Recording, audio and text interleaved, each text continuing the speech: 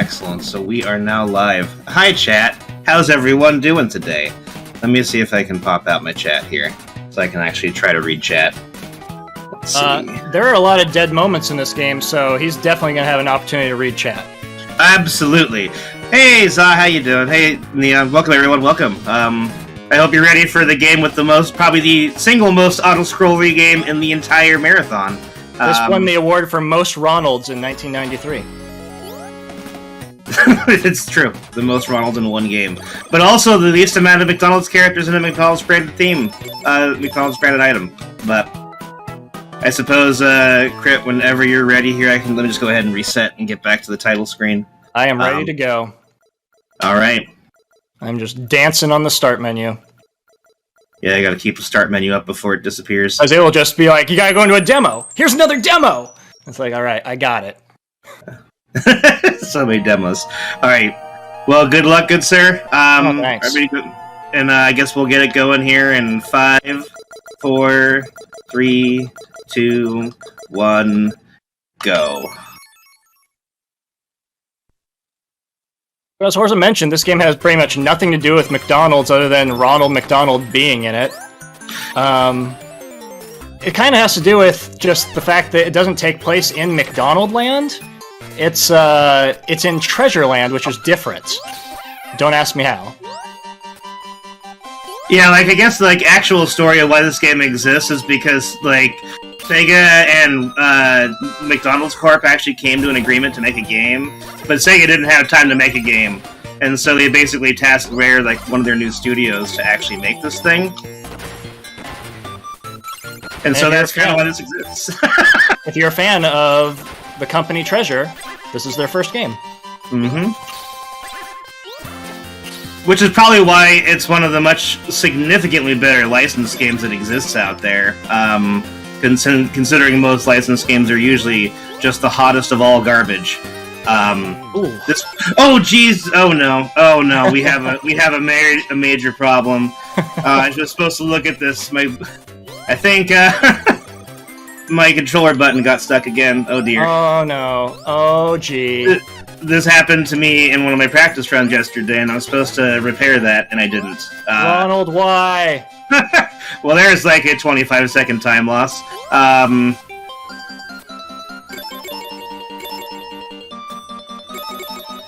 the worst spot, too, I was in the literal last jump on the platforms on that bridge. Oh well. So, this game is always the same, yet, for some reason, things go wrong. It's strange because for a game that has, as far as I can tell, very little to no randomness, it is such a pain that little things can just be completely askew by just minor changes in your inputs. Yeah, there's a couple of things that change about I think particularly coming up in the next at least where I'm coming up to in the cave with the water that comes in timers. Particularly, you get a lot of difference there depending on what cycles you get through by damage boosting. You'll get different enemy spawns and such in there. That's probably the most manipulatable thing in the whole game, to be quite frank. Because certain enemies can get despawned just because the Genesis can't handle it, and you're kind of surprised sometimes when an enemy isn't there.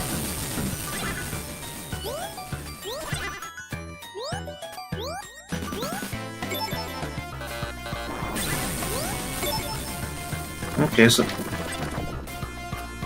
we're doing pretty good. I actually haven't had any issues so far, so... You're probably just about in the boss then, aren't you? I'm at the screen before the boss. Yeah. And it's... so, up to this point, things are fine, and it, well, you'll see.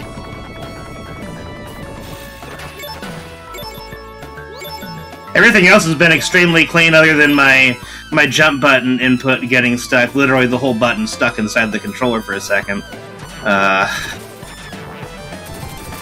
So an issue I experience with running this game is that my thumb is too big, and I often press jump and magic at the same time. and it only reads one of those inputs, and usually you want to do one or the other. So that is what's going to probably destroy me, having big thumbs. Okay, so I'm on the train.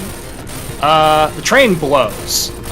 If the train didn't exist, I would be willing to keep running this game, probably, but...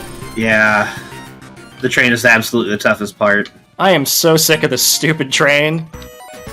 I, too, am on the train. There's really not a lot you can do for a majority of it. You're just kind of hanging out. You want to, don't run into things. But otherwise, you're going at this speed, and this is the way it's going to be.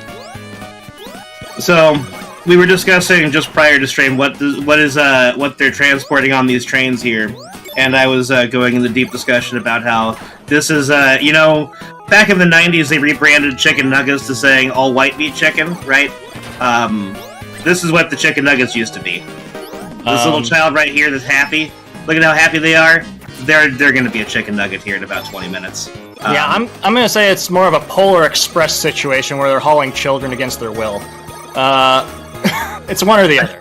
It could be both. It could be both. Why not both? Yeah, there's the one bummer is I do love the music in this game, so at least we get some good jams while we get through here. The music is top tier. Top tier music. I don't like any Genesis music because I didn't have a Genesis growing up. This music is fantastic. Mm-hmm. It's some of my favorite soundtrack on the entirety of the Genesis, which makes an auto-scroller a little less painful, since at least you get some good music in between the things. Yeah. I can't say the same about the game that's next on the roster here for Dave's schedule. Can't say that one's got a good soundtrack. Shiny.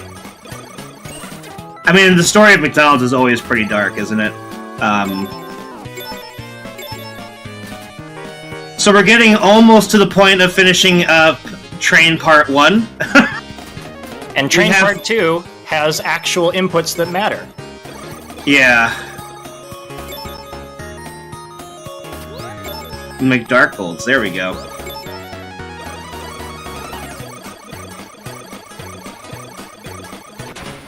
Alright, screen 2, here we go. There are invisible walls here, you gotta navigate a little maze. And then, jump over these, hands? Oh, I got clawed. And then we've got this screen, where, these boys get in your way. The goal here is don't get grabbed. Don't get grabbed. Yeah. Don't get grabbed. I've literally only ever been grabbed, literally on one run since I started, actually practicing this game. And that was yesterday. The one that is currently listed as my best time has me getting grabbed in it, so that's fantastic. But I did beat my time yesterday, so... Oh, what's the new PB? I'm tied with 9th place. So, 21-12. Oh, you're up there with... Yep.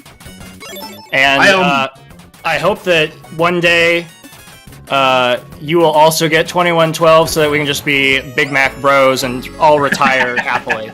I almost had a 21-12 actually last night. It was really close. It was really close. We were talking before the run about how I don't really intend to keep playing this game because I've been playing it for longer.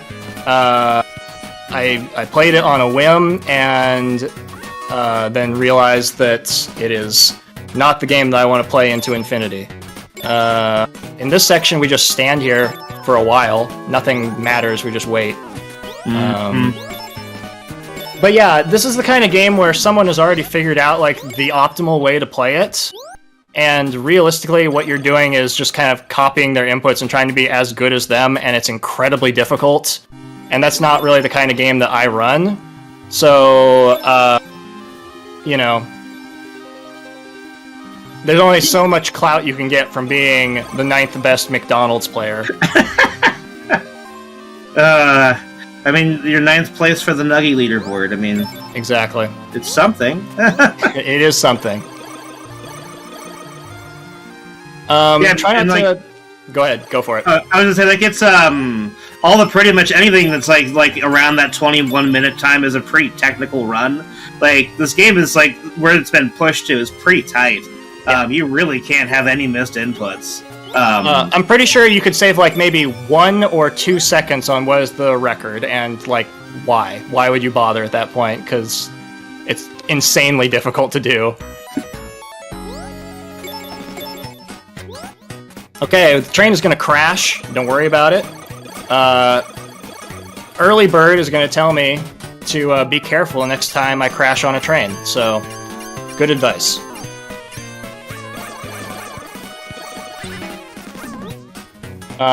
So right after this heavy auto-scroller section, we have a very reset-heavy moment. I usually screw this up. We'll see what happens. Oh, the cars? Yeah, the cars. And the city climb immediately after. Yeah, everything's bad. Oh, we missed it. Oh, gee. Oh, goodness. Oh, boy. Oh, I have a chance to get some time back here. Yeah, because I had to dodge those cars like crazy. Oh, man. Get away from me. Okay, that is terrible. I have no health, and I'm going into the climb, and I don't know if that matters. It shouldn't. Wow, I'm getting some really poor RNG on these cars, too.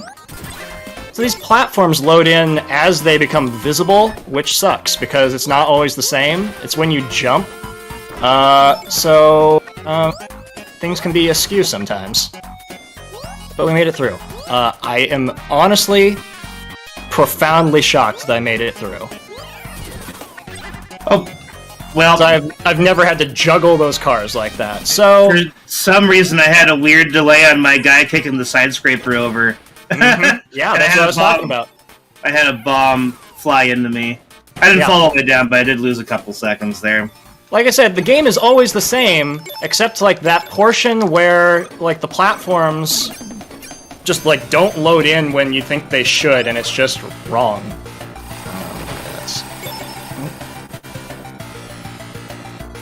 Okay, well, rip timer. Definitely, like far from my worst climb, but it was a pretty mediocre climb. Basically, if you don't fall down, then you feel proud of yourself. That's pretty much it. We're getting out of city now. We're going to another auto-scroller. This one is a bit more engaging. You get to jump around, so there's that. But yeah, it's not particularly challenging, because like the worst case scenario is you just kind of fall down and lose a balloon. Yeah. The balloon count does matter. We haven't even talked about like the mechanics of this game.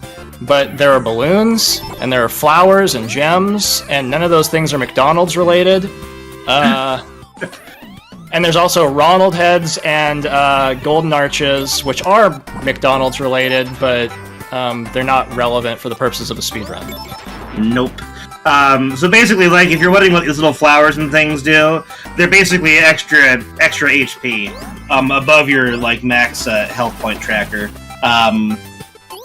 The balloons are really useful for speedrun strats, because when you fall into a pit, you don't die instead, you actually can fly out of it. But it also gives you the ability to literally fly around. So like you can not only can you die, but you can get to higher platforms and stuff. So you're gonna see us use those for speedrun strats here, especially in stage 4 on the moon.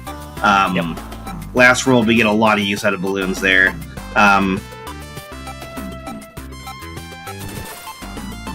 The balloon count is super important. You don't want to just go willy-nilly falling into every hole, because you only get a stagnant number of them throughout the run.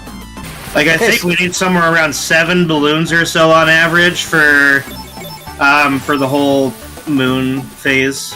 This is one of the worst screens in the game. I am very bad at this, and I'm just doing a nice and easy, don't worry about it, ride up slowly, nice and easy. And we got one more. Got it. Oh, yeah. Yeah, you're on the next screen. I'm one screen behind you. I say, this run's going to be like this the whole time. And we're going to be like running extremely close to each other. Yeah. Unless Fred actually cast up any any failed inputs or anything. Right, the things that can go wrong in very specific places. This is one screen where things can go absolutely off the rails. And then immediately after, you're thrust into another room where things just go horribly wrong for no obvious reason, and it's the hook room in the boat. This is my worst room in the entire screen, so I expect to fail here. Oh yeah, the hook room. Yeah, that's my other bad spot. It's really hard to get the timing down in there. I've like watched leaderboard runs for quite a while, and I still can't quite get it down. My big thing is I play on hardware, so it's really hard if I don't have save states to just sit there and practice the room. Yeah, I guess same thing. I don't practice with save states just because I'm stubborn, and so as you go deeper in the run, I get worse because I reset at the start of the game.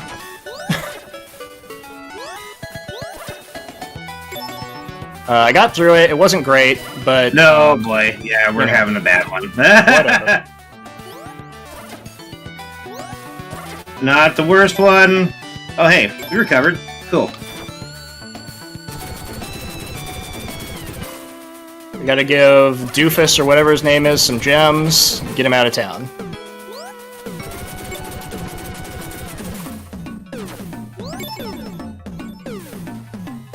Good. Taking that easy, just 'cause I've got low health right now. Okay. Okay, well, so much for taking it easy. Ronald, you're cursed. Did you die? No, I didn't die, but I'm at 1 health, and, feeling stressed. You got this, you got this. Oh, the flowers saved me. We got another health. Alright, there we go. Praise the Nuggets! Here's Mr. Lips. Captain Lips, if you will. You didn't go over my favorite enemy in the game, the boxing guy. I didn't, with no. the cape. He's important, because he does absolutely nothing. Okay, I'm on Lips 2 now. So I made a little bit of ground here. This guy... my hook room was bad, so... Mine was not great either. Hey, I'm in space. Don't worry about it. I think the lore is like we built a rocket ship or something. Oh no! Oh no! God damn it! And that is the McDonald's experience in a nutshell. Yeah, you miss a cycle on these guys and they just jump around like dumbasses for like 40 seconds. It's really easy to miss a cycle on Lip Guy.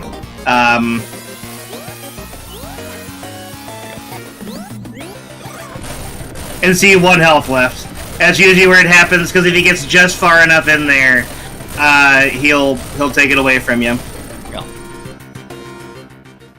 Race is going terrible for me. I'm on the last auto-scroller now, which also features my favorite music, so whenever Horza gets here, feel free to jam out when you get to this screen. Yeah, I'll I promise you it's worth it. It's worth it. It's so good.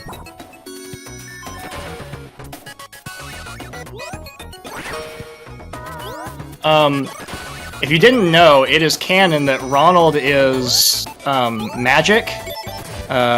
In this game, you shoot magic or throw your scarf at things. And official position of McDonald's is that Ronald is a magic being. I expect very little of myself, Hammy. I'm on your jamming spot, by the way. Yeah. There's a lot of really good gems in this game. I can't think of a track that I'm just like, I really hate this track. But this is definitely one of the I am so sick of the train, anything that has to do with the train level, that I can't approve of even the music. Yeah, the train is kind of maddening. It's just so much of the game. Yeah. And that you have such reset, intense things happen right after the train, so you have to sit through it again when you screw up. It's just painful. Yeah, I wish that, like, the skyscraper came before the train. That'd make... Because, like, at least you'd get through your... If you got through the choke point, then you'd be able to ease out on the train. Instead of having to sit through the whole train, then have skyscraper go terrible. Okay, so I'm on a spaceship. and this is a lot of hook grabbing. We're coming up to the last screen for me that can go wrong in any real way, which is, first of all, these cat balloons. If you miss this cat balloon on the left, you are fucked. You need to ride this cat balloon, or you will have to wait for 30 seconds. Yeah, there's a lot of really painful time losses if you miss cycles in this game. There's a couple of them, and the cat balloon is one of the couple in particular that's just like, oh, right at the end of the game, and you missed this one arbitrary cat balloon. Oh, we didn't get ruined by slopes. Alright, here we go.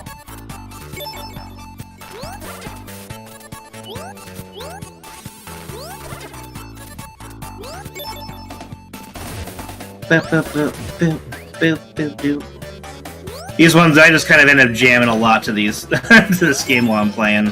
I haven't played nearly as long as Crit has. I hit that guy? That ruins me. That ruins me. Alright, I don't have a backup. Yeah, I just die and get a balloon back, I guess. Yeah, crazy. Okay. I don't know how I lost a balloon, but I did, so whatever. I lost like 5 seconds because of that. Oof. Yeah.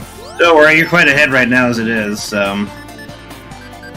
About the only thing that would save me right now is if you miss that last cycle on the last boss. It would be about the only thing that I think I can come back from here. Okay, now I'm gonna fight a tree. I promise it's a tree. I don't really know what else to call it. Got like a bunch of place balls hanging out of it. And we're moving on to the final boss.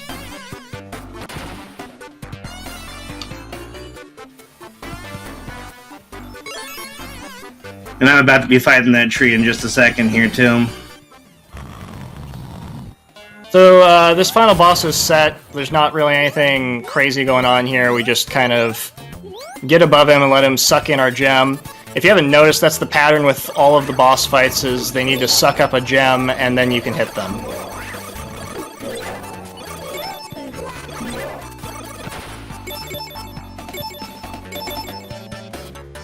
So the doors always end up in the same place. They always take you to the same location.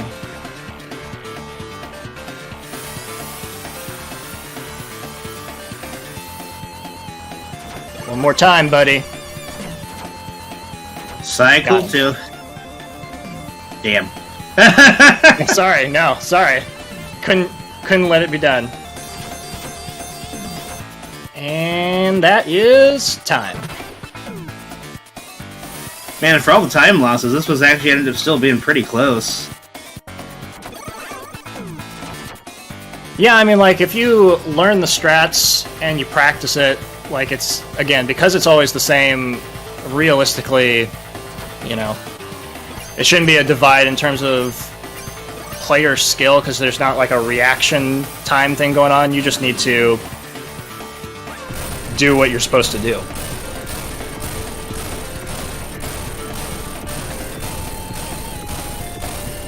Yeah, I mean, it's all pretty much, it's a pretty much pure execution game. So there's really, almost had him. I mean, like, you know, I lost my two probably biggest time losses. I mean, I lost an easy 25 seconds on the paddle bridge, and an easy 40 seconds on the lip boss. So, I mean, the fact that I was only probably about 20 seconds behind at the end meant that I made up a lot of time in between things. For sure. But still, and the only thing that I was worried about going into this, honestly, was that wooden bridge at the start, because there's this thing where Ronald will sometimes just, like, bounce and not land on the platform, and if that happens, you're just ruined. It's just like, there's no recovery, you just have to go back to the start of the log, or reset your run. Like you said, it's like a 25-second loss. Mm-hmm. If you miss the first cycle there, it's extremely important. Like, it's, I think it happens more often when you try to jump too early when you land. Like, because, like, the way the logs are moving, if you jump just too early, like, he's still trying to, like, plant himself from the first one. Yeah, I don't really quite get it, but I think it doesn't make any sense, and I've never heard someone, like, describe it. Like, it's just, I call it the Ronald bounce, and it's just, like, it just seems like it's not functioning correctly. But whatever. It's a unique thing in the whole game with the way those paddles work. They're weird. Yeah. Oh, Well, GG, that was fun. Yeah, that is my first race ever. And also, I like I said, I don't want to play this game again, so hopefully I can just retire in peace. I came out of retirement to do this race. And, in the process, pushed my time up a little bit. I'm hoping that Horza, again, gets 3 seconds faster and ties me, so we can just be, comfortably sitting there at the just slightly better than in the single digits. If you can get to 9th place, sweet spot. Yeah, that's what I was like. I want to be in the top 10 at least. I'd like to get my goal was to get like a sub 21. Was kind of like my main goal. I don't know if I'm going to grind it that hard. Yeah, you basically, like, just through normal execution, you'd have to have basically no errors, and that is sub 21. And then, like, getting any better than that, the world record is like a minute faster, and it's just, you have to do just insane things with, like, the hook climb sections. Yeah. You have to know where the hooks are going to be off screen and grab them. And the scarf hook and grab situation is not as easy as it looks. No. Especially if you can't see what you're looking at there. The scarves aren't even, like, they don't magnetize. There's, like, you grab the left, middle, or right of a hook, and if you are not positioned correctly, you just miss. Mm-hmm. It's brutal. It is 100% brutal. But... that being said, you know what? Like you said, it's a good game. It's just, I don't think it's a great speedrun game, but it's enjoyable to play. It's got great music. It functions correctly most of the time as long as Ronald's not bouncing. And then if you play it on the higher difficulties, we were playing it on beginner. That's the one that most people run. If you play it on expert mode, you are a top tier gamer because expert mode is unbelievably hard. Yeah, they just spike up the damage everything does.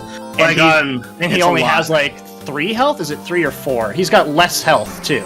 It's an obscenely low amount for how much damage you can take. It's very similar to like Bucky hard mode. It's just like you can get hit like once and then you're just done. It's just okay. Personally, I prefer the beginner just for the stress that it allows with like damage boosting and through things and stuff. Yeah. But you can't do that on the hard modes because you won't have enough health to get through everything. Yeah. But I do appreciate that Treasure, the higher the difficulty, the more screens you get. So like it's not the same game. There's more elements to deal with. I've done a run of normal mode and it's like tolerable. I absolutely have no interest in ever touching this game in expert again.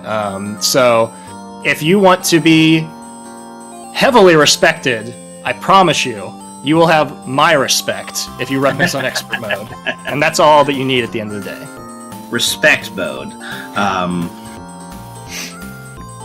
And then we're rewarded with this glorious picture of McDonald's characters that you've probably never seen if you were born after 1995. It's crazy to think that none of these characters are relevant anymore, but they were when this game came out. Yeah, they kind of retired their, the whole like Funland, whatever it was, thing. When you used to be able to go to McDonald's and find the play places with all their weird characters in them. The 90s and 80s were a weird time, to say the least. But yeah.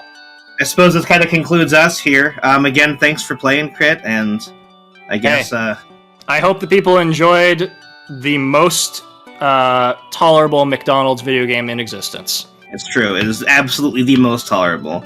And some good jams. Take care, everyone. Take care.